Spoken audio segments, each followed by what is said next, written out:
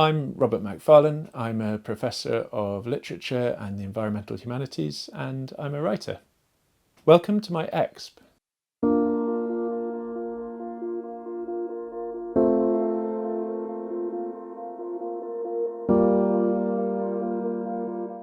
Literature and landscape have always been entangled for me. I've often read my way into places before I've walked my way into them. And I have come to believe that every hour spent learning to read is also an hour spent learning to write. And when younger writers or would-be writers sometimes come to me and ask if I have any advice, I say read as much as you can, as widely as you can, and the second rule is show up for work every day. As the Americans call it, ass on chair, AOC, sit down, because writing is hard. But I have been lucky in the books I've met, I think, and I've tried to communicate their wonders onwards to other readers, among them Nan Shepherd, author of The Living Mountain, 1977, written in the 40s, J.A. Baker's dazzling prose poem, The Peregrine, written in 1967, but still now incandescent as magnesium flare, and Roger Deakin in Waterlog. Many others. I have my go-to shelf, I think many writers have, where when you're stuck you reach up there and you pull down a copy of one of the books there, The Rings of Saturn by W.G. Zebel, Arctic Dreams by Barry Lopez, Rebecca Solnit's Wanderlust, and you remind yourself why you write and at some level how to do so as well.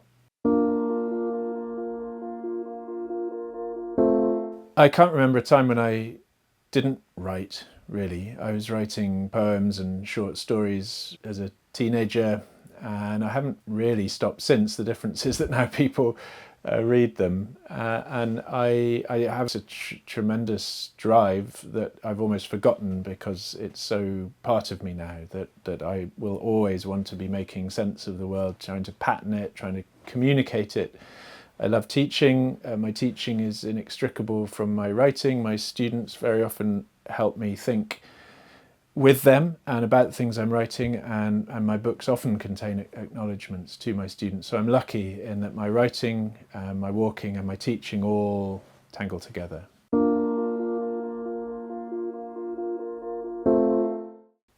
Robin Wall Kimmerer, the Potawatomi Citizen Nation member and writer and plant scientist, has this wonderful phrase, the grammar of animacy, that's really stayed with me and indeed animated my own grammar. She's trying to think about the ways in which English broadly objectifies and it's the living world, deadens the living world, and sort of muscularizes it into obedience. And Kimmerer says we should be trying to verb the world, to let the world speak back and be reciprocal with us. So I've often, for a very long time, been trying to work out how to write using or in grammars of animacy, and that task became most vivid, I suppose, while trying to write about rivers. I noticed that, full stops were fleeing my sentences to begin with. Language was becoming looser and more fluid, more reactive to my subject, and also that I was verbing a lot of nouns, that this sense of dynamism, of flow, of kinesis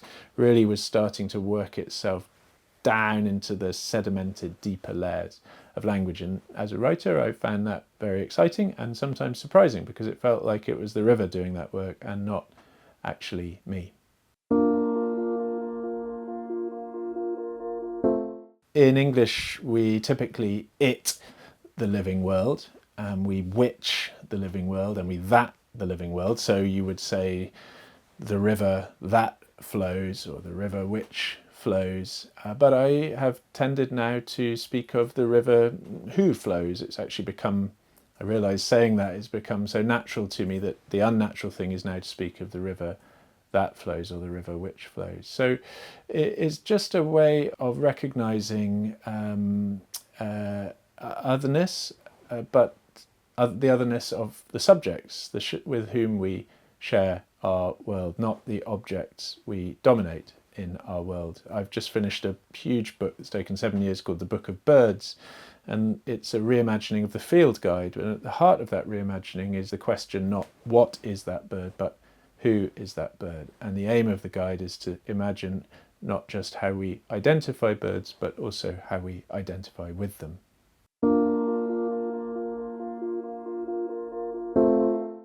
In Chennai, travelling with Yuvan Aves, the young water defender there, I came to understand that I was in a region rich with an ancient water literacy.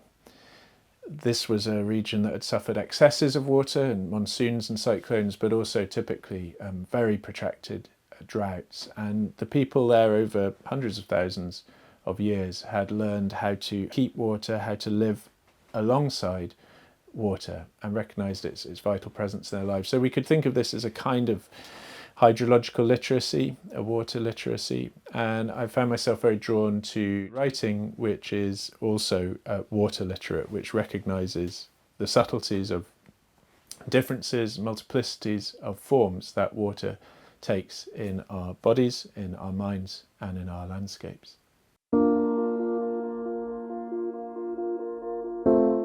Part of my project, if I can call it that as a writer, I've realised, looking back, has been to encourage what I guess could be called a nature literacy, or a literacy of landscape language, lexis, and also at some level a syntax of place, of landscape. So not just the names of things, but how things themselves relate to one another to form the ecological web in which we are entangled. So one form that took was a book called Landmarks, which is a book of essays about the writing of nature and place, but also a book of glossaries, which sought to regather from around 35, I think, languages and dialects and subdialects in the British Isles and Ireland of words for place, from the Gaelic, for example, this wonderful Gaelic phrase, Rúnach Moim, which means the shadows cast on moorland by clouds on a sunny, windy day. And that's just one example of the many forms of precision of lexis, of naming, that are still there in the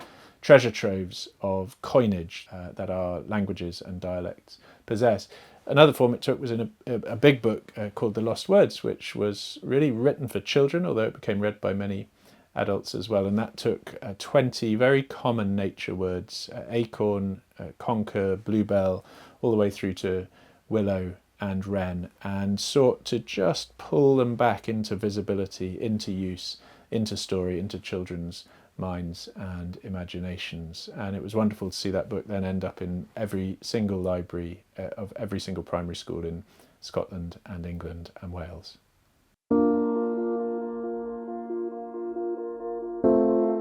The German painter Anselm Kiefer has this line, I don't know what the German is, but in English it's often translated as "there's no such thing as an innocent landscape." I've certainly walked, worked in and written about landscapes which have seen atrocities, been witness to, bear the scars of terrible histories, whether that's the Phoebe executions in the sinkholes of the Julian Alps in Slovenia, or the White War that was carried out in those mountains as well, the occupied territories of the West Bank, which I walked with the Palestinian human rights lawyer Raja Shahada, or even the cleared glens of Scotland, where people were forced from their homes in order to open up grazing land for sheep during the wool boom. And one of the things that has come to puzzle and challenge and fascinate me is how landscapes remember what has happened in them. How then do you write about a place like that, which has what I sometimes call a kind of occulting presence? That's to say, it flashes both dark and light. The Julian Alps are staggeringly beautiful, limestone massif with the bluest watered rivers I've ever known. But people were executed there by being pushed into the sinkholes, sometimes with their arms bound with barbed wire or at bayonet point. How do you even begin to represent a landscape as complex as that? One of the things I've realised is that writing only about the trauma that has happened, only about the pain, cruelty that has been visited upon place and people there, is a kind of second order wounding. It doesn't allow for the possibility of recovery, of regeneration, of reparation. But it is always an extremely delicate and difficult and moral task to try to speak truly and fairly of such occulting landscapes.